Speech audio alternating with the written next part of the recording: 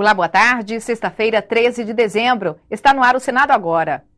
O financiamento privado de campanhas políticas, os direitos humanos no Brasil e a violência contra jovens negros foram assuntos discutidos no plenário desta sexta-feira. Paulo Paim destacou a importância da CPI criada no Senado para investigar o assassinato de jovens negros no Brasil. Um estudo do IPEA mostrou que a cada 3 assassinatos ocorridos no país, 2 vitimam negros. O senador afirmou que a CPI, que ainda aguarda a instalação, ajudará a pensar em novas políticas para mudar essa realidade. Essa epidemia de violência homicida que está dizimando nossos jovens é lamentável. E o viol racista é condenável com a mesma intensidade. Por isso, é essencial que entendamos as formas como se articula essa letalidade violenta dirigida especialmente à juventude negra.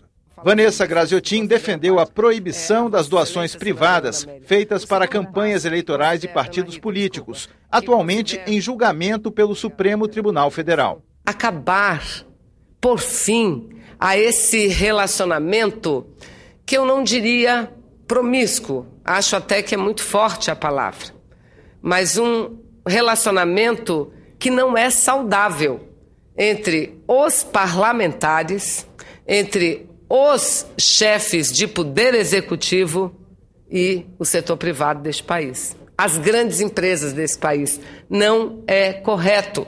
Mozarildo Cavalcante criticou a precariedade dos serviços oferecidos nos hospitais públicos de Boa Vista, capital de Roraima.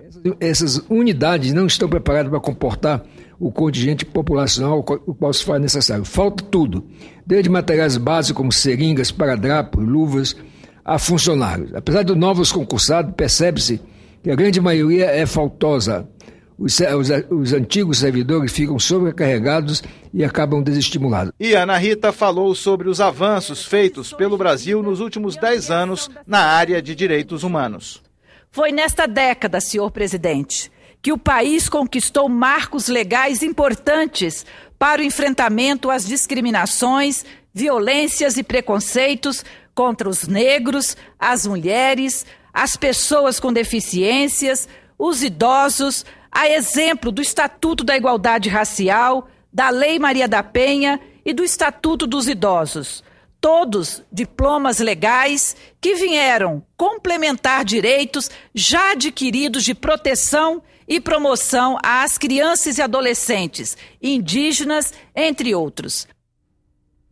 O plenário aprovou ontem um decreto legislativo que ratifica um acordo entre o Brasil e a França para combater o garimpo ilegal em áreas de fronteiras do estado do Amapá com a Guiana Francesa. O acordo assinado em 2008 prevê o confisco e a destruição de bens utilizados na extração clandestina de ouro, uma faixa de 150 quilômetros de cada lado.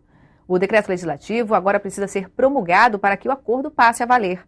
A votação coincidiu com a visita ao Brasil do presidente da França, François Hollande. E a mini-reforma eleitoral sancionada com vetos pela presidente Dilma Rousseff. O projeto é de autoria do senador Romero Jucá. Há dúvida se as regras poderão ser aplicadas já nas eleições do ano que vem. Entre os vetos ao projeto aprovado pelo Senado em novembro está o artigo que proibia o uso de bonecos, pinturas em muros, placas, faixas, cartazes e bandeiras em casas, carros e prédios particulares. Com o veto, tudo isso fica liberado. Dilma também vetou a ampliação do tipo de empresas que podem fazer doações a partidos e candidatos, excluindo cooperativas e associações sem fins lucrativos. Foi vetado ainda o ponto que impedia a exigência de qualquer outro documento, a não ser fatura ou duplicata emitida por agência de viagem, para comprovar gastos com passagens aéreas. Um dos vetos da presidente foi ao dispositivo que impedia a Justiça de determinar a suspensão do repasse de cotas do fundo partidário no segundo semestre de ano eleitoral. Dilma justificou o veto com o argumento de que impedir a Justiça de aplicar sanções aos partidos com problemas nas contas reduz a eficácia da fiscalização da Justiça Eleitoral e prejudica a transparência na aplicação do dinheiro do fundo que financia as legendas políticas. O texto publicado nesta quinta pelo Diário Oficial da União traz as seguintes medidas. Haverá limite para despesas com alimentação e combustível nas campanhas. O texto acaba com o chamado candidato secreto, candidato que entra de última hora para substituir outro impugnado pela Justiça.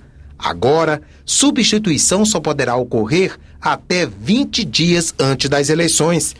A prática da boca de urna é criminalizada com pena de detenção, multa e processo. Ficam liberadas as manifestações em redes sociais da internet. Isso não será considerado campanha, mas o autor de ofensa poderá responder pelo ato nas esferas civil e criminal. Outra novidade, os comícios estão liberados até a madrugada do dia da eleição. Como a lei da mini-reforma eleitoral foi publicada há menos de um ano das eleições de 2014, a dúvida é se ela vale para o ano que vem, uma vez que fere o princípio da anualidade. Senadores opinaram sobre o assunto. Claro que vai ter algum questionamento junto ao Tribunal Eleitoral, mas é normal.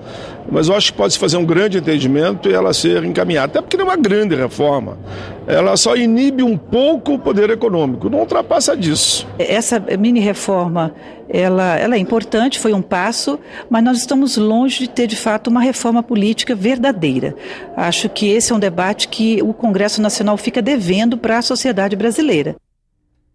A presidente Dilma Rousseff também sancionou esta semana a lei que permite ao Ministério da Agricultura licenciar o pó de rocha como fertilizante. Chamada de rochagem, essa técnica reduz a dependência dos insumos importados. O projeto é de autoria do senador Rodrigo Hollenberg e foi tema do programa Ecosenado em fevereiro deste ano. No Instituto Federal de Brasília, conhecemos os canteiros experimentais, onde o uso de diversos tipos diferentes de pó de rocha está sendo testado. A professora Suzy Teodoro, que desenvolve pesquisas com rochagem há mais de 15 anos, explicou que a técnica consiste em aplicar rocha moída ao solo, com o objetivo de alterar seus padrões de fertilidade. A rochagem a gente pode entender como uma espécie de fertilizante inteligente. A planta se apropria desses nutrientes na medida que ela necessita e o restante fica no solo, esperando para as próximas safras. Nós não pretendemos, com a tecnologia, substituir, competir com os fertilizantes convencionais que têm seu nicho, que é a agricultura em grande escala. Mas se nós pensarmos na agricultura familiar, que segundo o governo ocupa 25% da área agrícola do país e representa 75% das propriedades rurais, então a gente tem um público muito grande que é carente de fertilizantes, porque eles são caros. O Congresso Nacional deve votar a Lei Orçamentária de 2014 na próxima terça-feira, dia 17. A data foi confirmada pelo presidente Renan Calheiros. Nos últimos dias, a busca de um acordo com o governo foi a pauta principal da Comissão de Orçamento. O diálogo, o entendimento, o acordo, esse compromisso, esse entendimento. Há um esforço de todos. O acordo pelo qual todos esperavam foi fechado na noite de quarta-feira. Para que o orçamento de 2014 possa ser votado, a presidente Dilma se comprometeu em não vetar na Lei de Diretrizes Orçamentárias o dispositivo que obriga o governo a pagar todas as emendas parlamentares.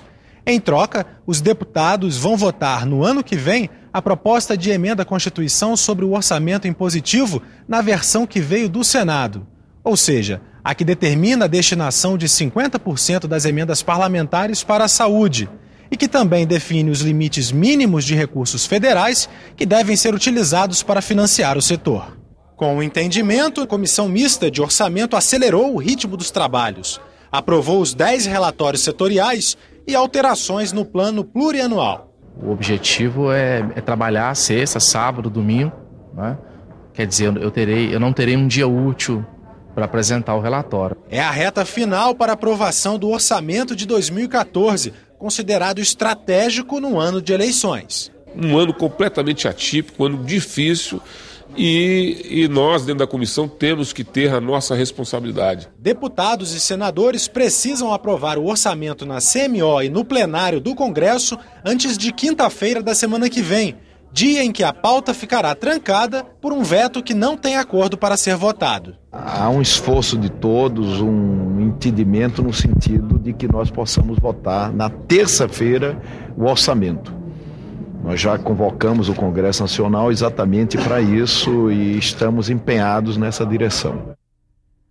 O Senado Agora fica por aqui. Estarei de férias na próxima semana e quem irá me substituir é a apresentadora Marina Costa. Para você, uma boa tarde, um ótimo fim de semana e um 2014 saudável.